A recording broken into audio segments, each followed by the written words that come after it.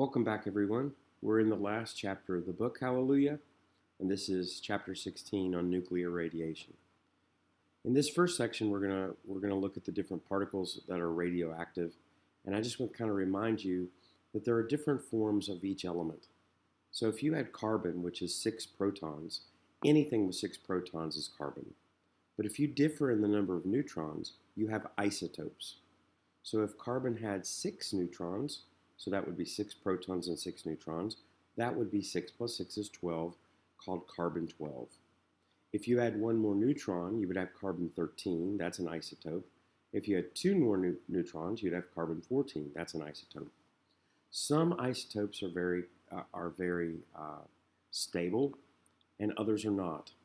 What I mean by stable is that inside the nucleus of an atom, you've got a lot of forces that are pulling and pushing to try to keep things where they are. Let me give you an example. If you put 2 northbound magnets together, they're going to repel each other.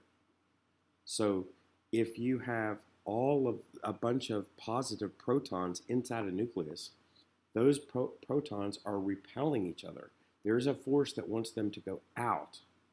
So what's actually keeping them inside the nucleus is a force of nature called the strong force. And it's thousands of times stronger than, say, gravity. It's holding those positives very close together in the nucleus of an atom. Well, you've got a fight going on between the strong force pulling those protons in and those protons, which are positive, that want to repel each other. Certain configurations allow this to happen easily, and others will not. So the shape of the nucleus, whether it's spherical or a little lopsided, will determine on how easy it is for the strong force to hold those protons that are wanting to get away from each other. Okay, it would be just like holding a lot of a whole bunch of tomato seeds together that are all slick and trying to get away from each other. Stupid example, I'm sure. In any case, you've got a fight going on, and sometimes the shape of the nucleus will allow it to go with no problems, and other times you're going to have big problems. And in order to reestablish stability, one of the things that atoms do is emit particles, and this is called radioactivity. So if you get up to, say, 19 on the periodic table, most of the isotopes within that number are very stable. You do have a little bit of weird ones like carbon 14 and stuff like that, but most of them are very stable. Once you start getting into the bigger elements, you're going to have more and more of these isotopes that can't be controlled in the nucleus, and you're going to end up with a radioactive isotope. It's very useful in medicine, all the time used, even in doctors' offices, to look on inside and you do scans, because they emit particles that can be then picked up somehow, some kind of a radioactive dye. Okay, so let's look at these different particles. Let me first show you how to name them. If you were to have, say, iodine here in the bottom corner, iodine is 53 protons. Iodine 131, which is it's the mass number, the number of protons plus neutrons, tells you that this is a certain isotope of iodine. Okay, I believe the stable one would be, I think, 127, very stable.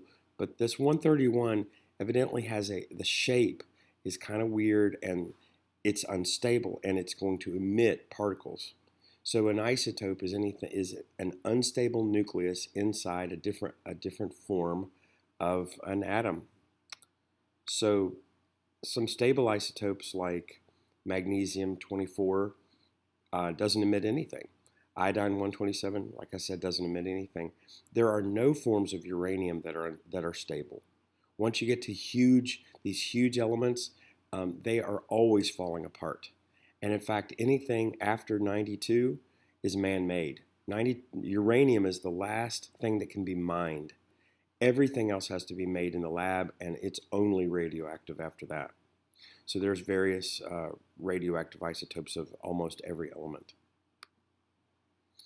Radiation is this attempt to reestablish stability inside the nucleus by somehow sending something out of the nucleus so that maybe it's not so lumpy or lopsided, and it's easier for the strong force to hold the protons together.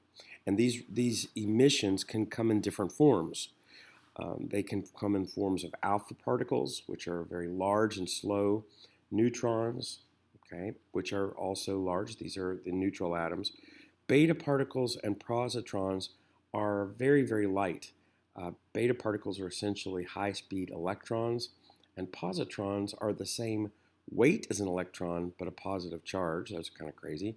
And then gamma rays essentially is energy. So, like in an attempt to reestablish stability, these things are sent out to try to reduce the crowding or whatever on the inside of the nucleus. So the first one we'll look at is an alpha particle. It is the nucleus of a helium atom. So if you have uranium, which is radioactive, and it's falling apart, it falls apart as alpha particles. Think of it as a cinder block wall, and as the cinder block wall is falling, it's going to fall as cinder blocks. It's not going to fall as dust. It falls in units, distinguishable units. And these units, most of the time, are going to be as alpha particles. And alpha particles are large. They don't move very fast. They can be stopped pretty well just by a piece of paper, or your clothes could stop an alpha particle. So it's not extremely dangerous, but it is being emitted from these radioisotopes. So it's a helium atom. Remember, helium is number 2 on the periodic table. So there's 2 protons and 2 neutrons, so it has a mass number of 4.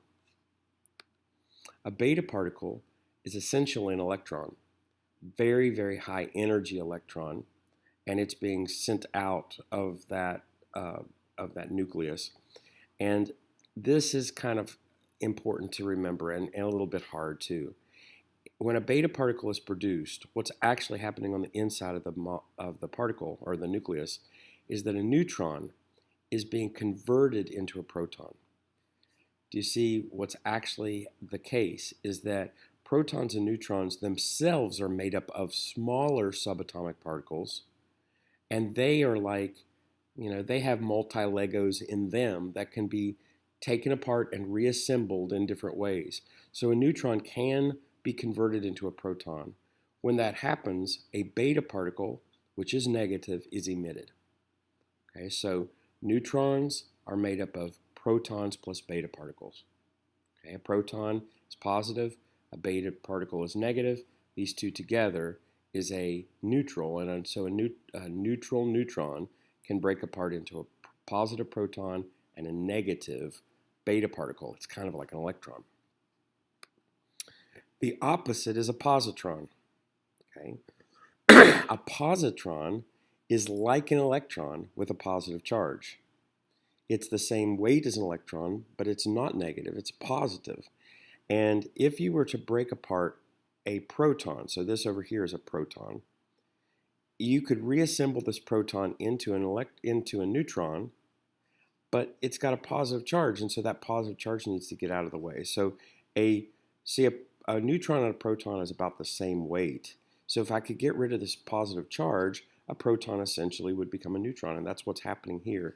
If a proton converts itself into a neutron, it throws away the positive charge, and that's the positron. Let me go back to the previous slide. If a neutron converts itself into a proton, okay, in order to make the proton positive, it has to get rid of a negative to give that proton a positive charge. So a neutron is made up of a proton and a beta particle, which is an electron. A proton is made up of a neutron plus a positron, which is that positive particle. Gamma rays essentially is just radiation. It's just energy. It doesn't have a mass number. It's not really a thing. It's not matter. It's just energy. And it can travel very far and very fast. It completely permeates your body. It's not stopped really by clothes or anything like this. And so gamma radiation is what's used when you are, in cancer treatment, and gamma radiation is what's causing radiation sickness when you have a nuclear explosion. Its gamma radiation is that high energy that's just deadly. So just as a review, alpha particles are big particles of helium protons with a mass number of 4 and a positive charge of 2. Beta particles are electrons, so they have no mass and they have a negative 1 charge. A positron is its opposite, so it's going to have no mass but a positive charge. Gamma rays have nothing, it's no charge at all, and it's no mass at all, it's just energy. A proton, remember, is a mass number of 1 and it's a positive charge, and a neutron is a neutral, so no charge, but a positive mass number of 1. So in order to protect yourself, it depends on what kind of a thing is being spit out at you. So if you were to have alpha particles, just a piece of paper or your clothes, a shirt would protect you. If you have beta particles, that electron or a positron could go into you a few millimeters. So you would want something heavy, like a heavy coat or a heavy lab coat or something that's going to protect you, maybe a shield, a plastic shield or a glass shield or something to protect you. So you need a little bit more protection for a beta particle or a positron. For gamma particles, you're going to need even more, maybe lead, something covered in lead or concrete. So something shielded, you need to shield yourself. Okay, so here's differences in shielding. Alpha particle can go not very far, just a few centimeters in the air. It can go just a little bit into your clothes, just the width of a pencil lead, and so just a piece of paper or shirt would cover you. Beta could go further, and gamma rays even further. So you would need something more hardy to protect yourself. Okay, I know that's a lot and it's all new, but I'll see you in class.